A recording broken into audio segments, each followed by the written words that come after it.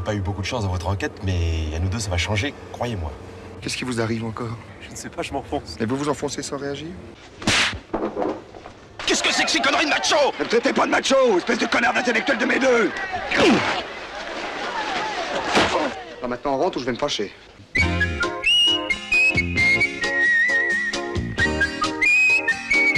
Je vais lui dire que Tristan est son fils. Oh, que je suis heureux, Christine, tu peux pas savoir. Garçon! Je vais lui dire que Tristan est son fils. Oh. T'es un connard, toi.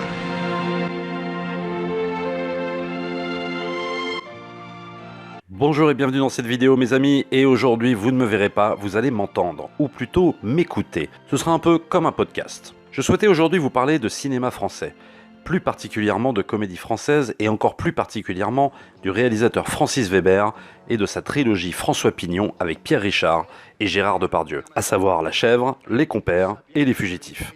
Les trois films de son auteur que je préfère et par-dessus le marché, les trois comédies que je préfère. Quand on allait au cinéma voir des films français dans les années 80, on voyait ce bon vieux logo défiler sous nos yeux.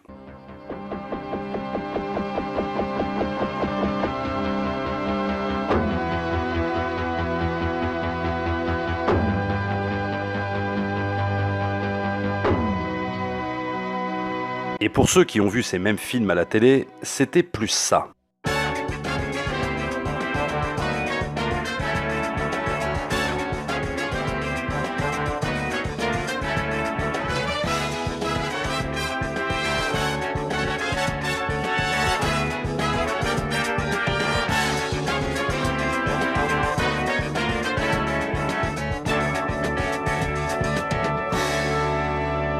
Une musique de Vladimir Cosma qui signait un nombre incalculable de comédies françaises, dont les trois films ici présents.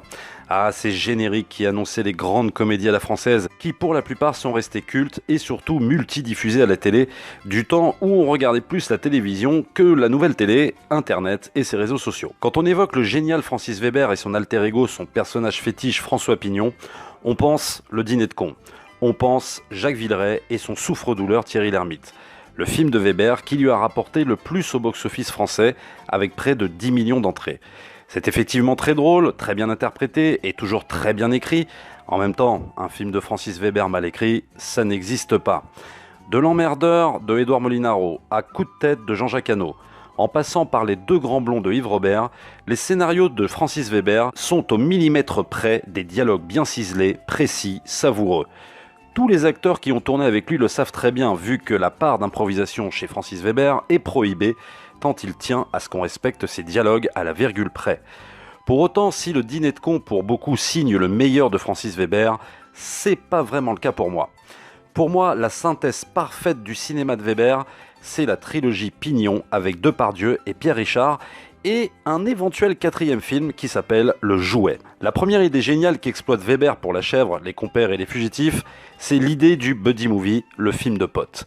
Genre qui avait été exploité avant aux États-Unis avec par exemple Macadam Cowboy, et même en France avec l'excellent Un singe en hiver, avec Gabin et Belmondo. Et dans cette trilogie, l'exploitation du buddy movie tranche avec tout ce qu'avait pu écrire Weber auparavant. Avant, le maladroit et malchanceux et dépressif Pignon opérait seul au beau milieu d'une aventure trop grande pour lui. Dans La Chèvre, sortie en 1981, on lui colle un empêcheur de malchance, enfin, normalement, l'antithèse de Pierre Richard, l'antithèse de Pignon, le brutal Depardieu, alias Campana. Et c'est ce qui fait en partie la force du film. Ces deux personnages qui n'ont rien à voir, qui vont devoir collaborer dans une histoire d'enlèvement de jeunes filles en Amérique du Sud, c'est aussi ce qui renforcera la comédie.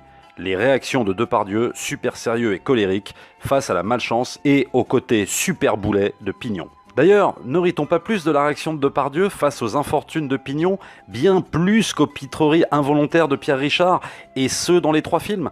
À force de les voir et de les revoir, force est de constater que si.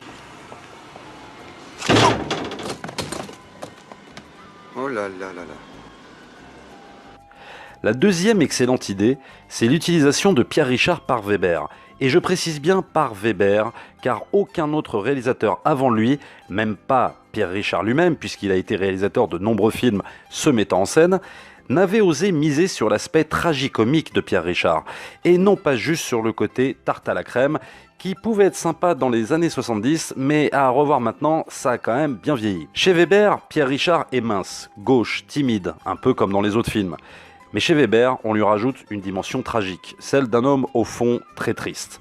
Dans La Chèvre, c'est un homme seul qui découvre qu'il y a un autre monde derrière la grisaille parisienne et la routine quotidienne.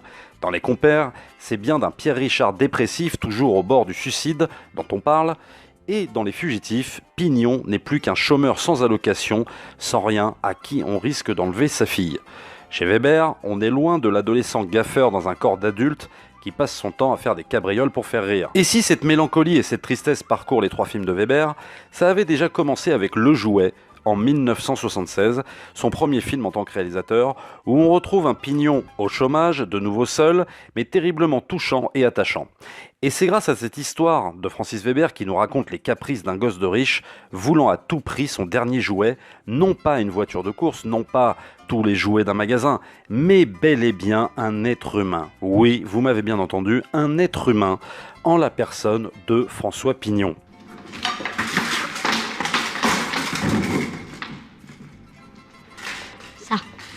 Dans ce film aux allures de comédie, c'est en vérité une histoire ultra touchante et dramatique qui se joue, celle d'un enfant dont le père richissime ne s'occupe pas de lui et qui est à la recherche d'un père, un vrai ce coup-ci. Le Jouet, dont l'ADN est une comédie, cache en réalité un film touchant et très juste sur les rapports humains, qu'il parle de relations dans le travail, du pouvoir absolu des patrons ou de relations entre un garçon et son père. Le thème de la filiation qui va parcourir également Les Compères et Les Fugitifs. Je vous le jure sur la tête de mes trois pères! Dès 1983, avec Les Compères, Francis Weber semble obsédé par le rapport parent-enfant. Le film raconte l'histoire d'une femme dont le fils a fait une fugue, impuissante face à la police qui ne fait rien pour le retrouver, cette femme qui va rappeler deux de ses anciens amants, François Pignon et Jean Lucas, pour le retrouver en leur faisant croire qu'ils sont les pères du garçon. Et donc, ces deux compères, ou ces deux cons de pères, chez Weber les jeux de mots sont importants dans les titres, vont se lancer à sa poursuite. Tout au long de ce second buddy movie, l'histoire de la paternité jalonne le film. Comment un homme a envie de voir sa réplique exacte d'un jeune homme dans le but de s'accaparer la paternité ou bien carrément le rejeter quand on n'aime pas certains de ses travers. Comment guérir de ses blessures ou d'une maladie comme la dépression, ici François Pignon, à travers l'amour qu'on peut porter à un fils, même s'il n'est pas de lui. Ou alors, comment combiner travail et découverte de la paternité alors qu'on est une grosse brute carriériste comme Jean Lucas, alias Gérard Depardieu. Le tout enrobé dans une comédie policière avec quelques séquences d'action bien maîtrisées.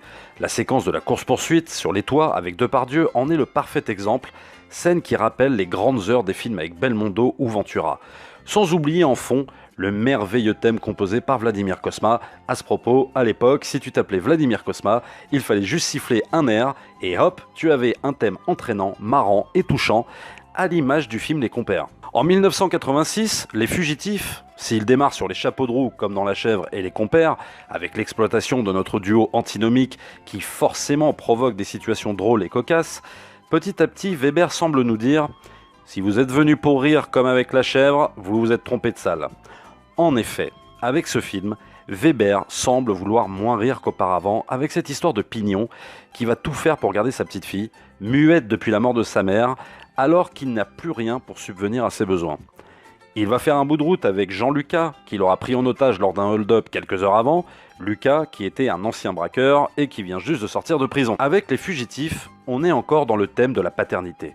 Le génial 3 hommes et un couffin est sorti 1 an avant, et met en avant l'indépendance des femmes quant à vouloir faire autre chose que d'élever des enfants, laissant ce rôle à l'homme, peu habitué au milieu des années 80 à ce nouveau job entre guillemets. Les Fugitifs reprend à peu près cette thématique tout en faisant un 3e buddy movie, un film de course-poursuite. Chez Weber, on ne peut pas rester statique à Paris en appartement, il faut que ça bouge et qu'il y ait de l'action. Mais rapidement triste, la partition d'ailleurs de Vladimir Cosma appuie beaucoup sur le tragique de la situation.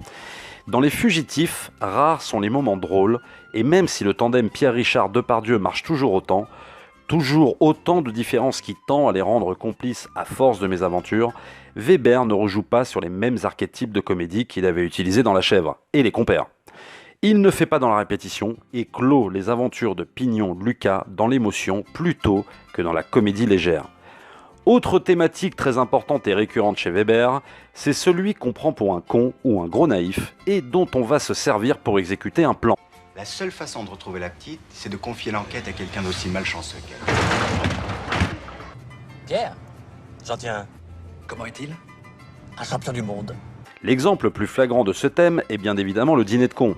Et pourtant, Weber exploite ce thème depuis qu'il écrit des scénarios. Du Grand Blond, en passant par Coup de tête jusqu'à La Chèvre, François Pignon est censé être le gauche, le mec dans la lune, ou le malchanceux pour lequel on va se prendre d'affection. Et dans un premier temps, si on rit de lui quand il se prend les pieds dans le tapis, on rit un peu moins lorsque le personnage se rend compte que les gens l'ont utilisé à son insu.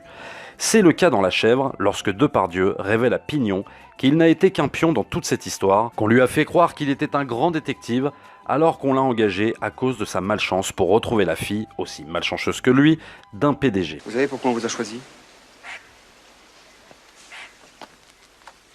Parce que vous êtes comme la petite Benz.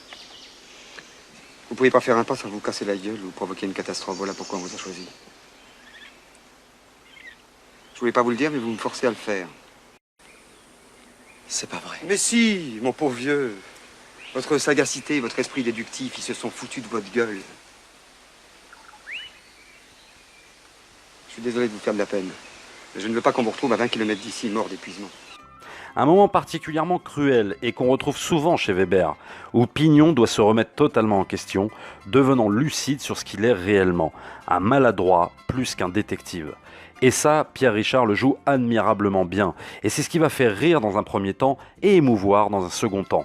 Toute cette première partie du film où Pignon mène la danse, fait le chef, commande Depardieu, alors que nous, spectateurs, sommes témoins de la supercherie, toute cette partie comique, mais pas comique, tarte à la crème, comique de voir Pierre Richard jouer le mec qui assure, alors que c'est juste un pion. Stop! Qu'est-ce qui se passe? Je n'aime pas votre attitude depuis le début. Vous conduisez comme si vous étiez le chef. Monsieur Benz a pourtant bien défini les rôles. Je fais l'enquête et vous êtes mon assistant. Alors ne m'obligez pas à lui téléphoner. Allez, roulez.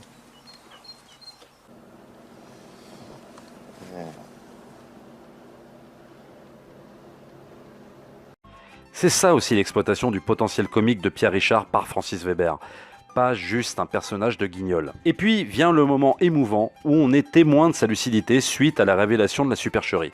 Là, le spectateur est presque désolé pour lui. Là, on stoppe le processus de comédie et la mélancolie weberienne pointe le bout de son nez, comme elle viendra dans Le Jouet, Les Compères et surtout Les Fugitifs. Alors oui, dans les meilleures comédies françaises, on peut toujours citer Les Bronzés que j'adore, ou certains films de De Funès comme Rabbi Jacob ou Le Cornio, film d'ailleurs dont s'inspirera beaucoup Weber en termes de buddy movie, et tant d'autres. Mais les 4 films dont je vous ai parlé ont cette petite touche d'émotion et de tendresse qui transforme ces comédies en grand film. N'hésitez pas à me dire dans les commentaires si vous avez aimé la vidéo et si vous aussi vous aimez ces films. Vous pouvez retrouver La Chèvre, Les Compères et Les Fugitifs dans des coffrets DVD et Blu-ray chez Gaumont dans un nouveau master. Dommage qu'il n'y ait pas de bonus de making-of sur Les Compères et Les Fugitifs. Et vous pouvez retrouver Le Jouet en DVD également avec quelques petits bonus sympas chez Pathé, puisque le film était produit par l'immense Claude Berry. Et si jamais Francis Weber passe par là et qu'il a écouté ma vidéo, j'aimerais qu'il sache que mon grand rêve serait de l'interviewer dans le cadre de ma chaîne.